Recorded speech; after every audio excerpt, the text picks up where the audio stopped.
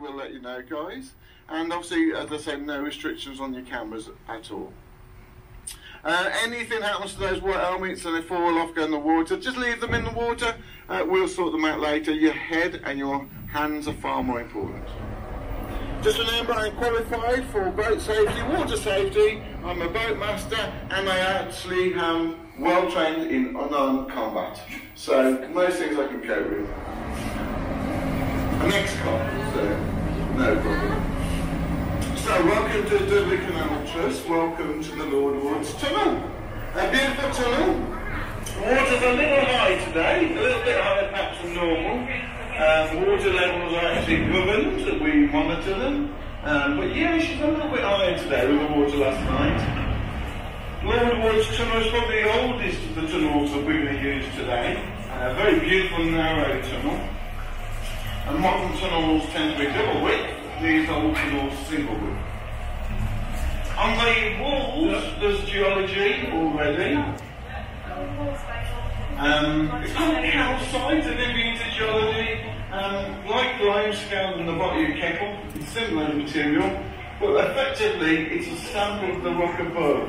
So by studying the calcite, we can actually understand the geology above us. So we've got white calcite, that pretty much means limestone above, dark, cold, etc. We have got some thick bits they call calcite curtains. What does that look like, Nick? Curtains, look like. Now, ladies and gentlemen, we do have stalactites, and always remember this, tights go down. The one thing they teach blokes when they leave the Dudley school.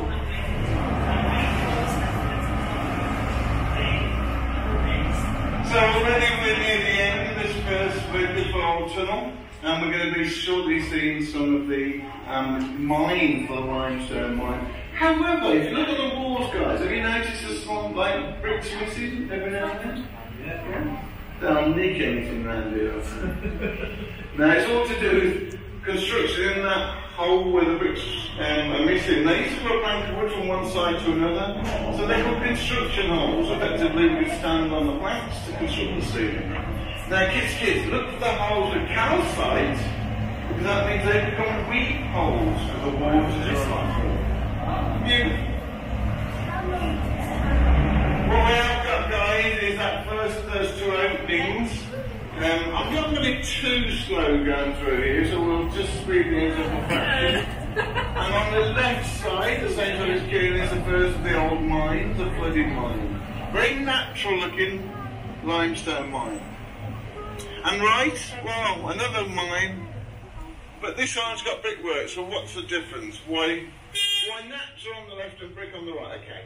And this works for anywhere in the world, guys. If you see brickwork underground, it means the natural rock is not that strong.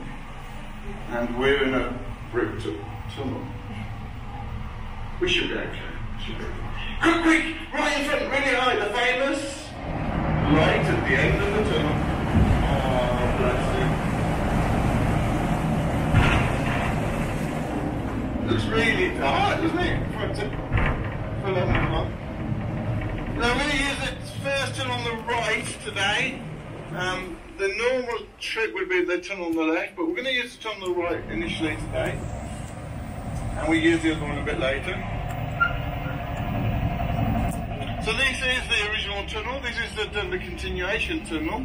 This is the tunnel that takes 3,000 metres to get to nearly Merry Hill. Still to this day we can travel under Dudley through the tunnel. What I'm going to do, guys, is give you an example of what it's like to be without lighting. Are we ready? Here we go. Woo! That's proper, isn't it? Now here's one for the camera. Look at that. Look at that front view. I think that's beautiful with the camera just lighting. I am going to put the main light on a second because I want to show you something in section. This is limestone, but they didn't remove the actually poor quality limestone because of the high mud. This limestone that around us goes all the way to Much Wendell. Does anybody know the views from Much Wendell? Yeah. Yeah. This is the same scene. This is the Wenlock scene. 27 miles long, we now know.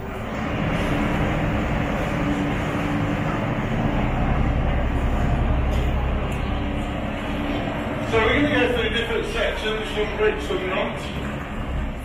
If it's a natural section, it means they believed it was quite strong and no problems.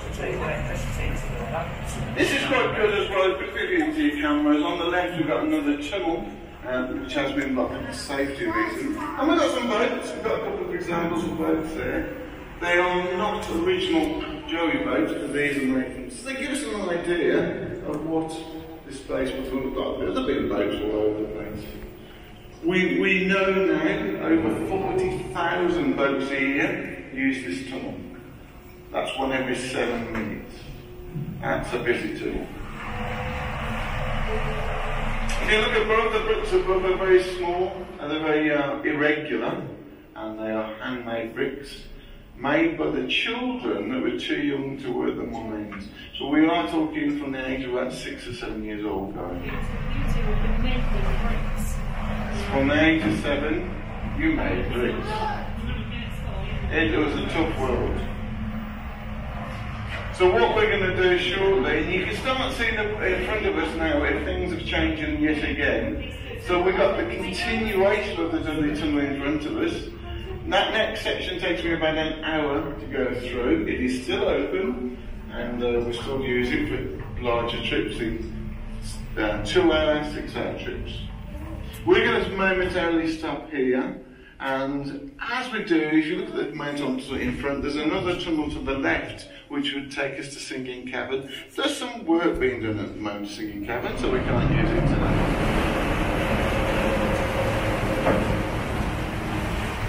I think you spot that big shovel over there. I'm trying to put a light over there. Can you see that shovel at the entrance?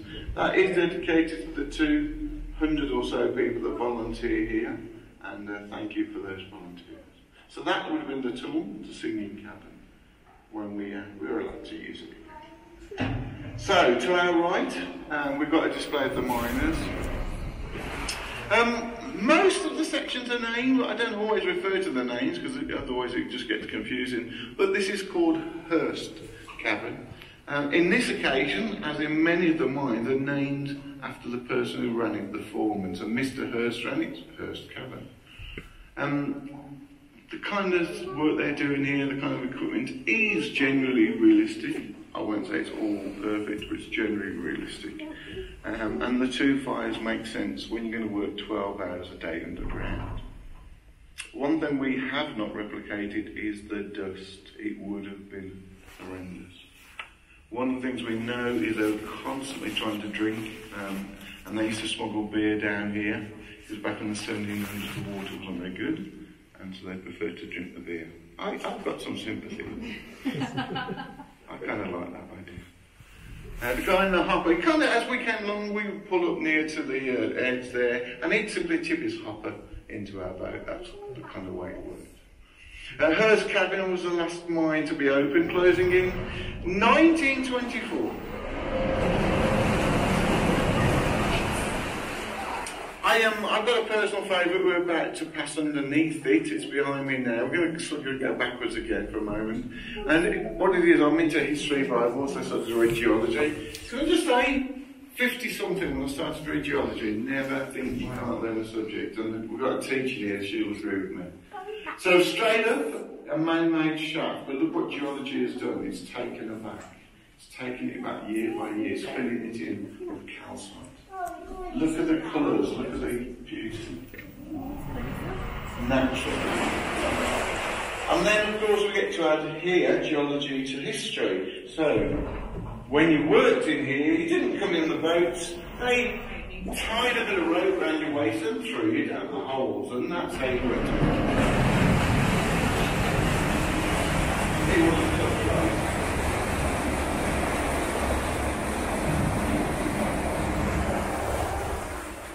As we promoted ago, I referred to the little bricks above being original. They are. The brickwork either side, the vertical brickwork either side is not original. It is covering the original brickwork. However, here was a very special place. This was an underground lock. And it wasn't a lock to raise a boat, it was a lock to manage water supply. And it was the only underground lock ever built in the United Kingdom for a very good reason. It was Such a stupid idea. Didn't work at all.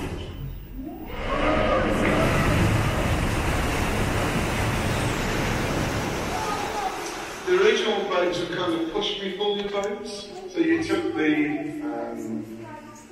basically they're pointed both ends, and both at a pace so we could steer. So we literally took all the steer and lifted up, ran to the end and pointed. So we literally push-me-pull boats. The original boats were sort of made from timber, and very few exist today. If you look forward where the two tunnels meet, it's got a beautiful name, that's called Cathedral Arch, for the most obvious reason.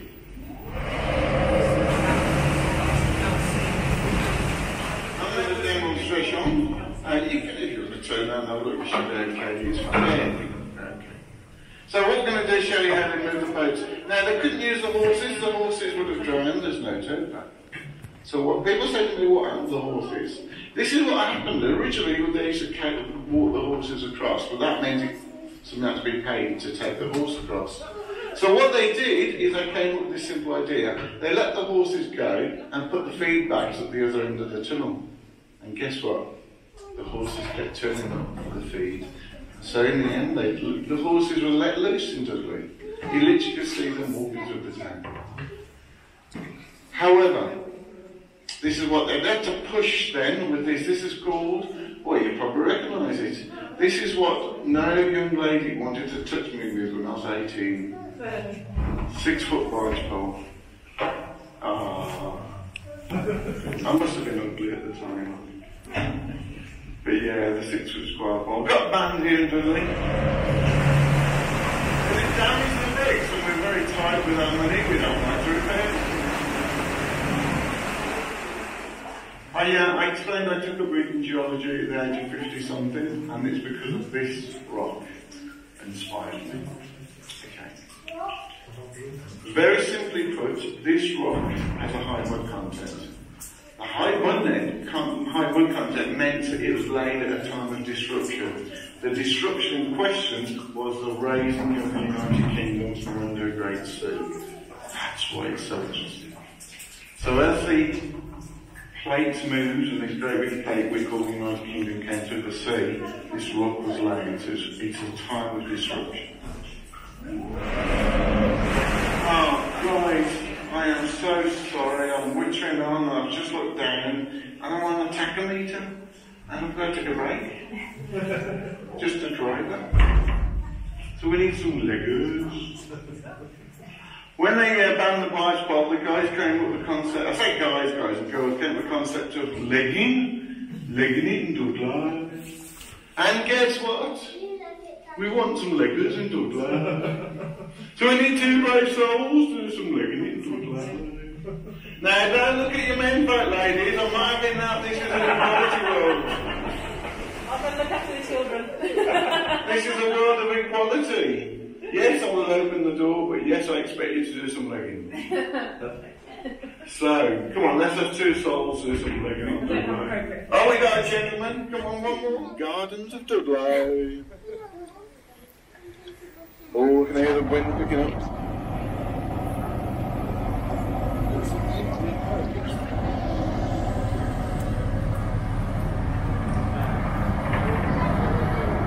So yeah, now we're going to go colder. This tunnel's a little bit colder, isn't it, through tunnel? And this evening the whole bunch of little stalactites. If you're into geology, they're quite interesting. They're called straw stalactites. As the water runs through the centre of the water region. So we're going to go right stuff again and talk about the mines. Now, people say to me, Phil, why aren't they straight? Well, it's very simple. They were not looking to dig a path to Stanbridge. They were looking for limestone. So there's no need for it to be straight. They were using a pickaxe, shovel and a hammer. That's pretty much all they had. And so what they did is put weak seams of rock underground to make life easy, leaving solid rock around us. So it was a pretty good idea. So we've got a massive right hand bend. The miners worked 12 hours. Boys from the age of 9 were at the mines, and young ladies from the age of about 12. So Nathaniel. And those poor souls work with the adults 12 hours a day, 6 days a week. Sunday initially was the only day of rest, but because of religious reasons, but that changed. Now we're going to go into a really dangerous part of Dudley, guys. As you can see, it's the red light area. Not that one. Naughty adults. Now our red light kids means we've got some weaker rock in. We've got some steels here to make it safer. It is going to go really dark, and I'd just love to offer some words of encouragement and safety to our youngsters. Never be afraid of the dark. The dark can't hurt you. It's the creatures in the dark that get you. It's true, isn't it? It's true. So what we're going to do, guys, is momentarily stop on the left side, so the opposite side to which ends of the boat. There's going to be a show and a walk. Have a look all the way around, enjoy it. A bit of history, geology, and information. Millions of years ago,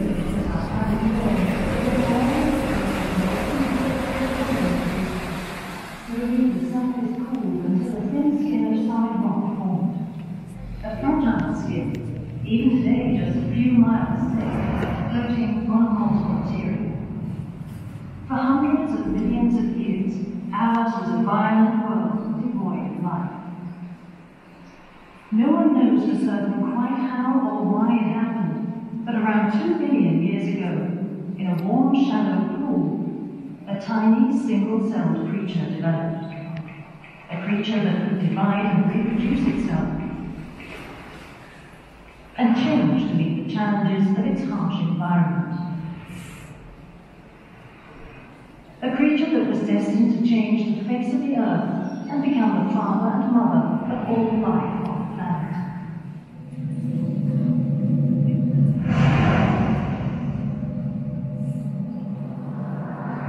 Millions of years later, the Dudley area was a shallow tropical sea, and from that single-celled creature had evolved a wide variety of life forms: trilobites, shellfish, sea lilies, and giant corals.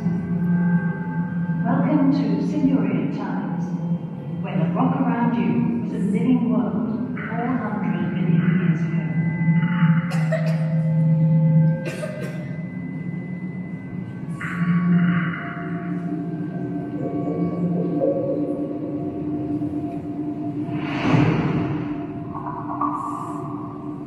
As these creatures died, their remains sank to the bottom of the sea and were entombed in the mud. A steady rain that went on for millions of years. As later deposits were laid down, this mud was eventually compressed to form rock, still bearing the imprints of those creatures that lived and died millions of years before. We know this rock today as limestone, those imprints as fossils. The climate changed, and the age of the trilobites came to an end. The tropical sea was replaced by shallow swamps. Huge trees and ferns colonized the land. Animals followed: insects, scorpions, lizards, and giant dragonflies. When they died, their remains sank into the mud and were in turn recorded in layers of fossilized hard material, which eventually became coal. Many seams of coal were laid down, giving the geological period its name, the Carboniferous. The coal interspersed with deposits of iron ore covered by later rocks and sank many hundreds of feet below the surface. Folding and fracturing of the Earth's crust pushed deposits of coal and limestone up through the later rocks, and wind and rain of billions of years eroded away these later deposits, leaving Dudley Castle Hill and the nearby Wren's Nest Hill standing proud as we see them today. These hills, with their thick coating of vegetation, remained largely undisturbed as life and eventually man evolved around them. Undisturbed, that is, until human technology took a sudden, dramatic turn. Industrial Revolution. A revolution driven, engineered, and supported by iron. And iron's production required iron ore, coal to fire the furnace, and limestone as a flux to remove the impurities. Hundreds of millions of years of geology came together to make the Dudley area central to iron production and vital to the Industrial Revolution. Initially, the limestone was quarried from the sides of the hill, and as those deposits were exhausted, deep pits were dug as the miners followed the seams. As they went deeper, it became ever more difficult to raise the stone to the surface.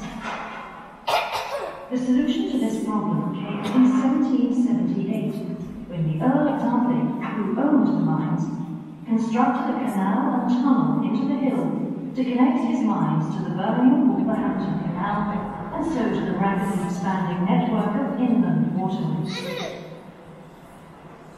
The tunnel was later extended through the hill, serving the mineral-rich lands on the other side of the ridge and linking the backcountry industries with the river south. Where the tunnel crossed the limestone caverns, the rock was mined. Vertical shafts were dug to reach the deeper seams. Branch canals, tramways, and loading doors were constructed, and the stone brought out by boat to feed the furnaces of the Black Country.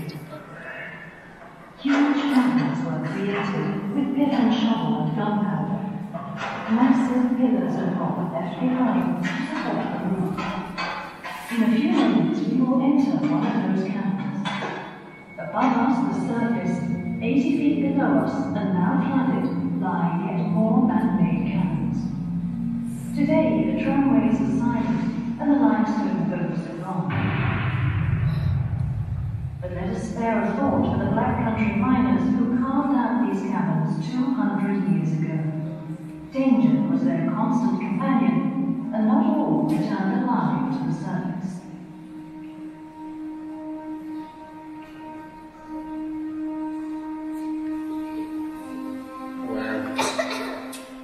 These names list a few of the people who paid the ultimate price. Mine.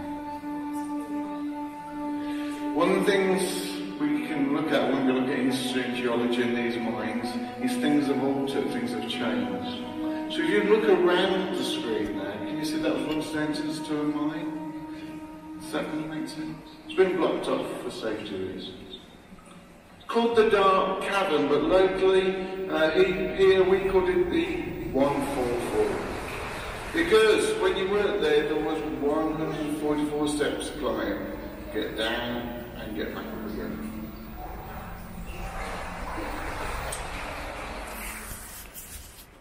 So what we're going to do, guys, we're now